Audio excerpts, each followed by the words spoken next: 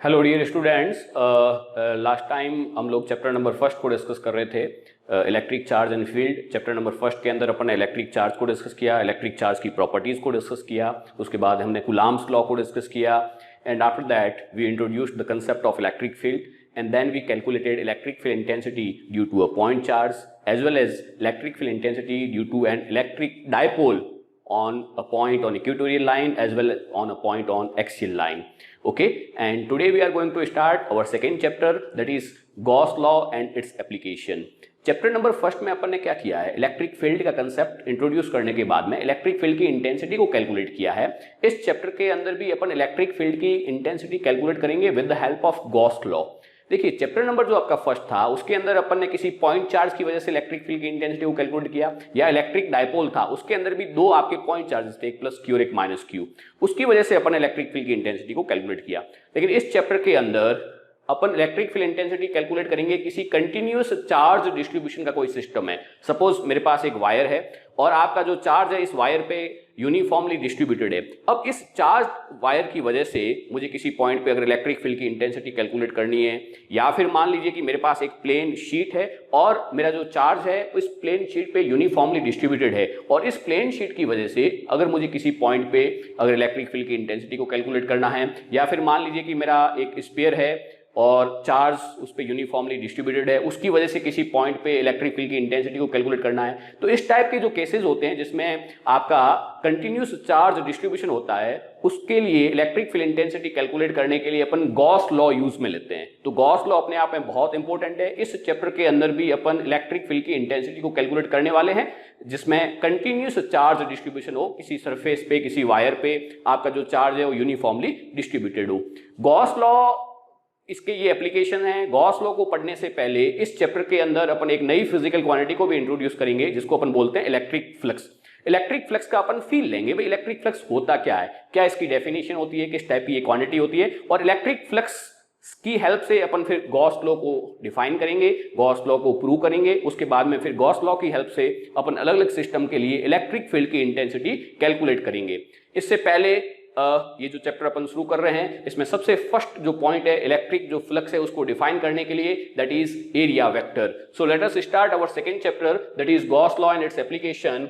We start our topic with area vector. अब area को मैं वेक्टर जैसे ही मैंने लिखा, आपके दिमाग में एक चीज आ गई होगी कि भाई एरिया तो एक स्केलर क्वांटिटी होती है। हम रेक्टेंगल का, स्क्वायर का, पैरेललोग्राम का जो एरिया कैलकुलेट करते हैं, या तो सिंपल सी रेक्टेंगल के केस में लेंथ इनटू विड्थ, इस प्रकार से एरिया कैलकुलेट करते हैं, उसका वो एक वेक्टर क्वांटिटी कब होती है ये तो हमने कभी सुना नहीं। उसकी क्या डायरेक्शन हो सकती है।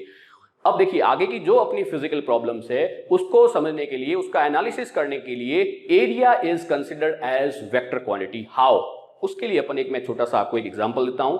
देखिए, 12th क्लास के अंदर भी वेक्टर अलजेब्रा पढ़ेंगे, उसमें भी आप पढ़ेंगे कि भी क्रॉस जो प्रोडक्ट है उस क्रॉस प्रोडक्ट की हेल्प से अपन जो है एरिया वेक्टर कैलकुलेट करते हैं। किसी भी पैरेललोग्राम है तो उस पैरेललोग्राम का भी अपन एरिया जो है वो क्रॉस प्रोडक्ट से कैलकुलेट करते हैं, और जब भी दो आपकी कोई भी वेक्टर का क्रॉस प्रोडक्ट करते हैं तो हमको वेक्टर क्वांटिटी ही मिलती है। तो एरिया भी आपको एक वेक्टर क्वांटिटी, किस टाइप से वेक्टर क्वांटिटी है उसके लिए एक छोटा सा अपन एग्जाम्पल देखते हैं। मान लीजिए कि मेरे पास कोई एक सिंपल स्क्वायर एक सरफेस है, या स्क्वायर कोई फ्रेम है, ये स्क्वायर सरफेस ले ली मैंने। This is my A B C D. Okay, इसकी ये side A B side, a small a है, ये साइड बी सी, ये स्मॉल बी है। This is my X direction, this is Y direction, this is Z direction. This ABCD is located in XY plane, ये XY plane के अंदर है, ठीक, और इसके परपेंडिकुलर ये आपकी जेड एक्सिस है। अब देखिए, इसका जो एरिया है सिंपली अपन जब कैलकुलेट करते थे A इंटू बी, इसका क्रॉस प्रोडक्ट से भी अपन एरिया कैलकुलेट किया जाता है। क्रॉस प्रोडक्ट से किस टाइप से एरिया है, area vector A is equal to that is AB cross BC। ये आप मैथमेटिक्स के अंदर एरिया वेक्टर में भी ये पढ़ने वाले हैं, AB क्रॉस BC। यहां से आपको जो है इसका एरिया मिल जाएगा। देखिए यहाँ पे AB जो वेक्टर है, देखिए AB वेक्टर का मैग्नीट्यूड आपका A है और वो x डायरेक्शन में, therefore I can write AB vector will be what, a I cap, and BC, magnitude of BC is what, small b, it is along y direction, so I can write BC vector is equal to bj cap. So now I can calculate area vector, this is A is equal to what, a I cap cross bj cap. or it can be written as area vector A is equal to, this is AB, and I cross J, we know very well that I cross J is what? K cap. So this is AB K cap. From here we have obtained the area vector or area of this rectangular surface. अब देखिए इसका जो area आया है, देखिए इसमें आपके पास में इसका मैग्नीट्यूड AB है और ये जो K कैप है ये यूनिट वेक्टर है अलोंग Z डायरेक्शन, जो इस एरिया वेक्टर की डायरेक्शन को बता रहा है। मतलब ये आपका जो रेक्टेंगुलर आपकी जो सरफेस है उसका एरिया वेक्टर की उसकी जो डायरेक्शन है वो अलोंग Z डायरेक्शन है, या मैं कह सकता हूं कि इसका जो एरिया वेक्टर होगा वो इसके प्लेन के परपेंडिकुलर डायरेक्शन में है, क्योंकि Z डायरेक्शन में ये इसका प्लेन है XY, इस प्लेन के परपेंडिकुलर डायरेक्शन में। तो यहां से हम एक चीज देख सकते हैं कि किसी भी कोई भी अगर आपकी प्लेन सरफेस है उसका एरिया वेक्टर जो होता है उसकी डायरेक्शन हमेशा उसके प्लेन के परपेंडिकुलर होती है। This is very important. तो area is a vector quantity and its direction for a plane surface is perpendicular to its plane. This is very important. This statement is very very important. और कई बार area vector से एक छोटा सा 1 number का सवाल भी पूछा जाता है, what is area vector and what is the direction of area vector. तो area is a vector quantity and its direction for a plane surface is perpendicular to its plane. अब देखो इसको अपन इस टाइप से भी एक सिंपल आप यहाँ डिनोट कर सकते हो। मान लीजिए कि ये मेरी कोई भी एक सरफेस है, ठीक, इस सरफेस का एरिया जो आपका ऐसे है, इसके ऊपर एक मैं छोटा सा अगर मान लीजिए ये एरिया एलिमेंट लेता हूं, this is my small area element, this is ds। अब इस एरिया की जो आपका एरिया वेक्टर होगा उसकी जो डायरेक्शन होगी इसके प्लेन के परपेंडिकुलर, ये प्लेन के perpendicular, this is perpendicular to plane, ये ds वेक्टर की डायरेक्शन होगी। And ds vector it can be written as magnitude multiplied by unit vector. Magnitude is what? ds। And unit vector जो इसके plane के perpendicular direction में अपन unit vector अगर n cap assume करते हैं तो ds n cap. Here n cap is what? This is, it represent the direction of this area vector and it is along perpendicular to its plane और normal to its plane. So n cap is what? Unit vector normal to surface. Okay, तो ये कोई भी अगर आपकी plane surface होती है, यहां से आपको केवल एक बात ध्यान में रखनी है, एरिया आपकी वेक्टर क्वांटिटी होती है और उसकी जो डायरेक्शन होगी किसी प्लेन के परपेंडिकुलर होती है। अब देखिए प्लेन के परपेंडिकुलर आपका दो हो सकता है, या फिर देखिए ये आपका अपवर्ड डायरेक्शन में हो सकता है या आपका डाउनवर्ड डायरेक्शन। प्लेन सरफेस के लिए आप कोई भी अज्यूम कर सकते हैं, ये डिपेंड करता है ऑब्जर्वर पे। आपकी ये आपका ये अबोव प्लेन सरफेस ले सकते हैं या फिर बिलो ले सकते हैं। ये किसके लिए? ओनली आपका कोई 2D अगर फिगर है उसके लिए, 2D फिगर के लिए।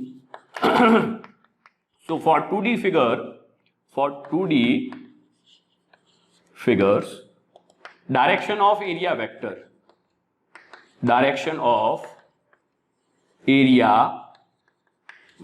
is perpendicular to its plane, उसके प्लेन के परपेंडिकुलर होता है। अब मान लीजिए कि अपने पास कोई 3D फिगर है। 3D का मतलब सपोज अपने पास में कोई सिलेंडर है। सपोज देखिए ये मेरे पास एक सिलेंडर है, दिस इज अ सिलेंडर, और ये जो सिलेंडर है इसके अंदर मैं 3 टाइप की सरफेस एज्यूम कर सकता हूं। ये आपकी एक सर्कुलर सरफेस है, इस एंड पे भी एक सर्कुलर सरफेस है और दूसरी आपकी curved surface.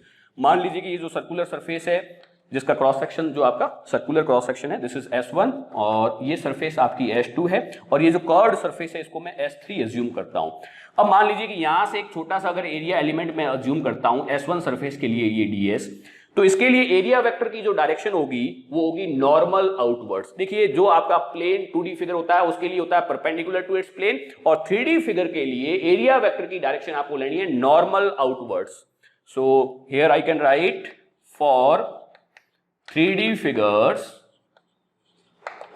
direction of, this is very important, direction of area vector is normal outwards, normal outwards।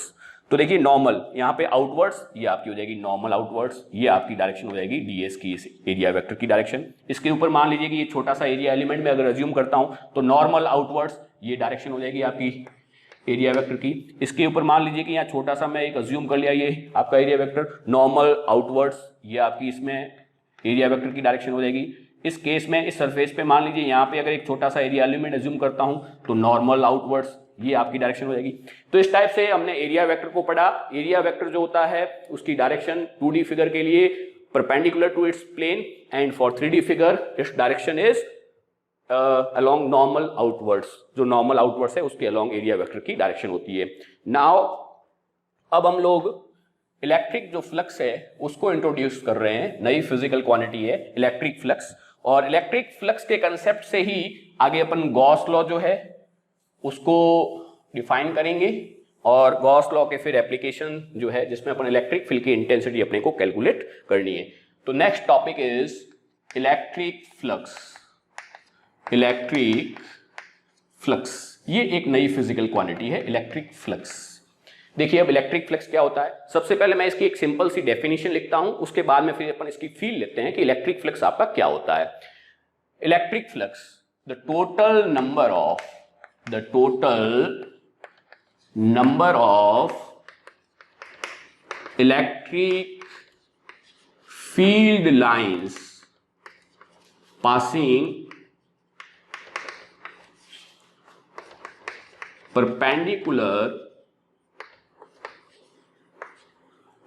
perpendicular to the surface placed in the electric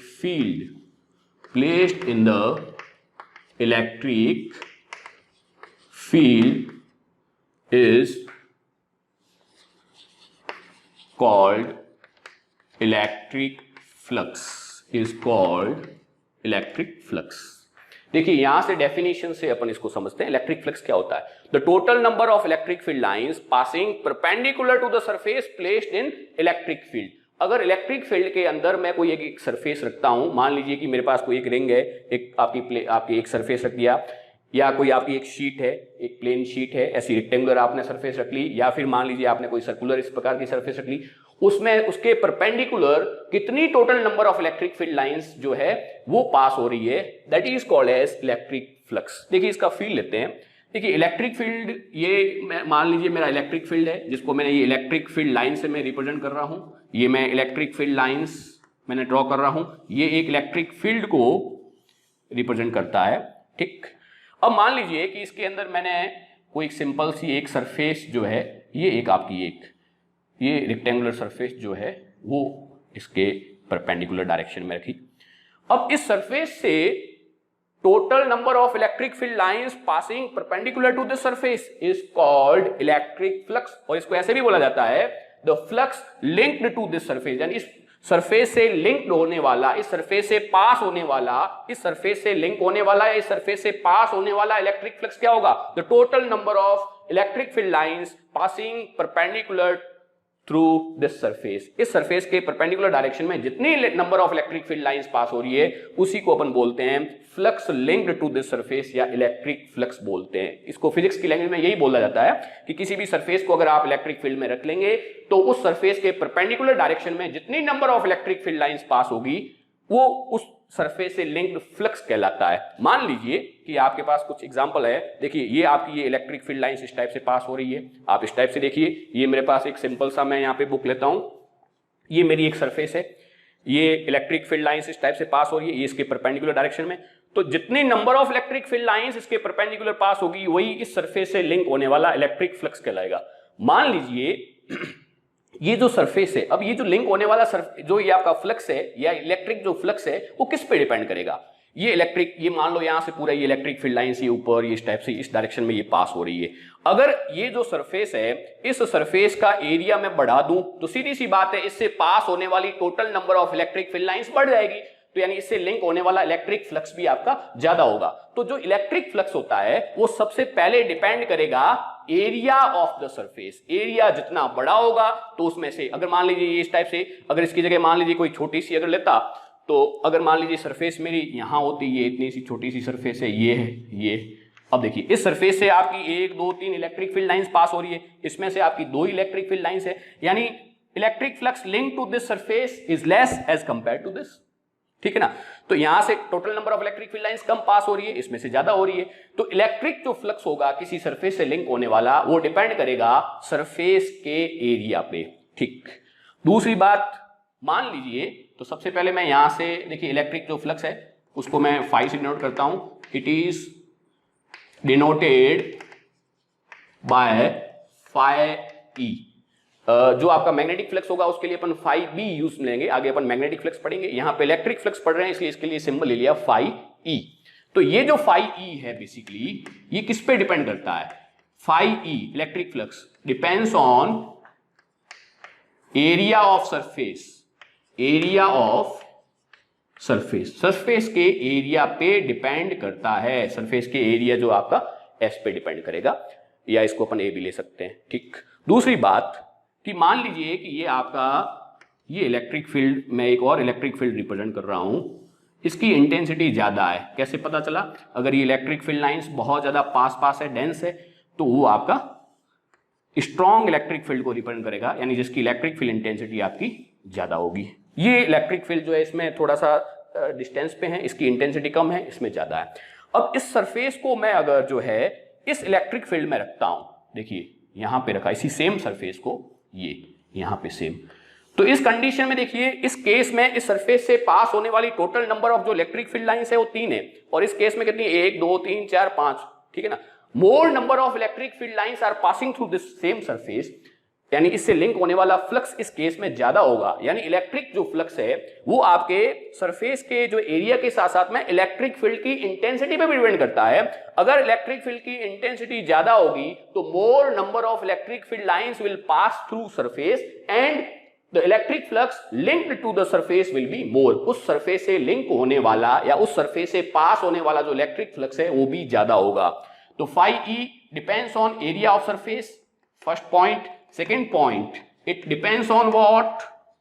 Depends on intensity of electric field. Intensity of electric field. Electric field की intensity पे भी ये depend करता है। चलिए तीसरा, ये किस पे डिपेंड करेगा? ये थर्ड डिपेंड करेगा ओरिएंटेशन पे, कि ये आपका जो सरफेस है उसका ओरिएंटेशन कैसा है। मान लीजिए कि देखिए ये जो सरफेस, ये इलेक्ट्रिक फील्ड लाइंस इस टाइप से ये पास हो रही थी, ये आपकी सरफेस इसके परपेंडिकुलर रखी हुई थी, इसमें से ये इलेक्ट्रिक फील्ड लाइंस इस टाइप से पास हो रही है। मान लीजिए कि इस सरफेस को, मान लीजिए कि मैं इसका ओरिएंटेशन इस टाइप से ये हॉरिजॉन्टल कर लेता हूं, तो बताइए इस सरफेस के परपेंडिकुलर पास होने वाली इलेक्ट्रिक फील्ड लाइंस क्या होगी? 0 होगी। इसके परपेंडिकुलर कोई पास होगा ही नहीं, इसका अगर ओरिएंटेशन कुछ इस टाइप से होगा। इस केस में तो देखिए ये सारी की सारी इससे पास हो रही है, इसका ओरिएंटेशन थोड़ा इधर किया तो थोड़ी कम होगी, थोड़ी कम होगी, और ऐसे अगर हो गया तो सारी कुछ ऊपर से चली जाएगी, कुछ नीचे चली जाएगी। इसके अंदर से इसके थ्रू पास होने वाली इलेक्ट्रिक फील्ड लाइंस 0 होगी, और इस केस में इससे लिंक होने वाला इलेक्ट्रिक फ्लक्स भी 0 होगा। इलेक्ट्रिक फ्लक्स और कुछ नहीं होता है, सरफेस के परपेंडिकुलर पास होने वाली टोटल नंबर ऑफ इलेक्ट्रिक जो फील्ड लाइंस होती है उसी को उस सरफेस से लिंक होने वाला इलेक्ट्रिक फ्लक्स बोलते हैं। भाई इससे इलेक्ट्रिक इतना फ्लक्स पास हो रहा है। एग्जांपल के लिए मान लीजिए विंडो है, विंडो से आपकी एयर आ रही है, तो विंडो का देखिए एरिया जितना ज्यादा होगा तो उतनी ज्यादा एयर आएगी, यानी एयर का जो फ्लक्स होगा उतना ज्यादा होगा। या फिर अपन कह सकते हैं कि एयर की इंटेंसिटी ज्यादा, यानी जो आपकी उसकी स्पीड ज्यादा है, तो जितनी ज्यादा स्पीड होगी तो सीधी सी बात है कि उतनी ज्यादा एयर आपके अंदर आएगी, यानी फ्लक्स उतना ज्यादा होगा। तो सेम का सेम यही है, इलेक्ट्रिक फ्लक्स और कुछ नहीं है, total number of electric field lines passing perpendicular to the surface placed in electric field. Electric field में जब किसी सरफेस को रखेंगे तो उसमें से इलेक्ट्रिक फील्ड लाइंस पास होगी, और टोटल जितनी जो उसके परपेंडिकुलर पास हो रही है उसी को अपन बोलते हैं इलेक्ट्रिक फ्लक्स, और इसको अपन फाई ई से डिनोट करते हैं। It depends on area, it depends on electric field intensity E, and orientation पे डिपेंड करेगा। Third, it depends on orientation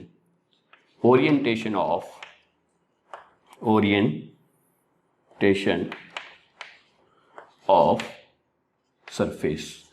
यानी मैं कह सकता हूं, देखिए इस केस में अगर अपन देखें कि ये आपकी जो सरफेस है इसका जो एरिया वेक्टर होगा, एरिया वेक्टर की डायरेक्शन हमेशा perpendicular to what? Perpendicular to its plane. ये इसका प्लेन है, ये इस टाइप से ये सरफेस रखी हुई, इसका प्लेन ये है, तो ये आपके इस केस में ये एरिया वेक्टर की डायरेक्शन ये होगी, ठीक, ये आपकी ई की डायरेक्शन होगी। तो ये इसकी बेसिक डेफिनेशन है। अब अपन इसके लिए एक्सप्रेशन जो है उसको डिफाइन कर रहे हैं कि भाई आपका जो इलेक्ट्रिक फ्लक्स होगा उस इलेक्ट्रिक फ्लक्स के अंदर हमने देख लिया कि भाई ये 2-3 पैरामीटर पे इलेक्ट्रिक फ्लक्स डिपेंड कर रहा है, तो इसकी अपन एक्सप्रेशन कैसे फाइंड आउट करेंगे उसको अपन देख लेते हैं एक बार। देखिए ये सिंपल सी मेरा एक ये इलेक्ट्रिक फील्ड है मेरा, सिंपल ये इस टाइप से, ये इस डायरेक्शन में ये इलेक्ट्रिक फील्ड की डायरेक्शन को मैंने रिप्रेजेंट किया, और मेरी जो सरफेस है ये इलेक्ट्रिक फील्ड है। देखिए ये आपका एक इलेक्ट्रिक फील्ड है, और ये आपकी जो सरफेस है वो कुछ इस टाइप से रखी हुई है। ये सर्कुलर सरफेस अगर एज्यूम करें तो ये मेरी एक सर्कुलर सरफेस है, ठीक। इसका ये प्लेन हो गया, ये इस टाइप से रखी हुई है, इसका प्लेन होगा, इस प्लेन के परपेंडिकुलर ये आपकी एरिया वेक्टर की डायरेक्शन होगी। This is direction of what, area vector. अब मान लीजिए कि अगर ये किसी थीटा एंगल पे होगी तो उस केस में आपकी नंबर ऑफ इलेक्ट्रिक जो फील्ड लाइंस है वो आपकी कम होगी। देखिए इस केस में ई और ए के बीच का जो एंगल है वो 0 डिग्री है। एरिया वेक्टर और इलेक्ट्रिक फील्ड की इंटेंसिटी सेम डायरेक्शन में। मान लीजिए कि अपने पास ये केस होता, देखिए ये थर्ड एक और केस में बना रहा हूं, ये आपकी जो सरफेस है वो कुछ इस टाइप से रखी हुई है, मान लीजिए ये इस टाइप से रखी हुई है, ठीक। और ये इस केस में इसके सरफेस के परपेंडिकुलर ये एरिया वेक्टर की direction, this is the direction of area vector, this is the direction of what, E. और सपोज इसके बीच का ये जो एंगल है थीटा है। तो इस केस में अगर अपन देखें कि जो आपकी इसके जो एरिया है इसके परपेंडिकुलर डायरेक्शन में जो पास हो रहा है, देखिए यहां पे देखिए ये जो इलेक्ट्रिक फील्ड की डायरेक्शन इस डायरेक्शन में, एरिया वेक्टर की जो डायरेक्शन है यानी इसके जो परपेंडिकुलर जो डायरेक्शन, इसके प्लेन के परपेंडिकुलर डायरेक्शन है, उस डायरेक्शन के अंदर ई को अगर मैं मान लीजिए कि ई इलेक्ट्रिक फील्ड लाइंस जो है जितनी ज्यादा होगी उसको रिप्रेजेंट कर रहा है, इलेक्ट्रिक फील्ड लाइन से ही अपन इलेक्ट्रिक फील्ड की इंटेंसिटी यहाँ पे इलेक्ट्रिक फील्ड को रिप्रेजेंट कर रहे हैं। तो ये जो इलेक्ट्रिक फील्ड है इसके परपेंडिकुलर डायरेक्शन में कितना होगा, देखिए इसका अपन कंपोनेंट ले सकते हैं। ई के दो कंपोनेंट आपके आएंगे, एक तो आपका ई का जो कंपोनेंट होगा, देखिए यहां से अपन ई के जो है वो कंपोनेंट ले सकते हैं। ई का इस डायरेक्शन में जो है, ए की डायरेक्शन में जो कंपोनेंट होगा वो होगा आपका ई कॉस थीटा, और इसके परपेंडिकुलर डायरेक्शन में जो अपन लेंगे वो ई साइन थीटा, देखिए यहां पे, ठीक।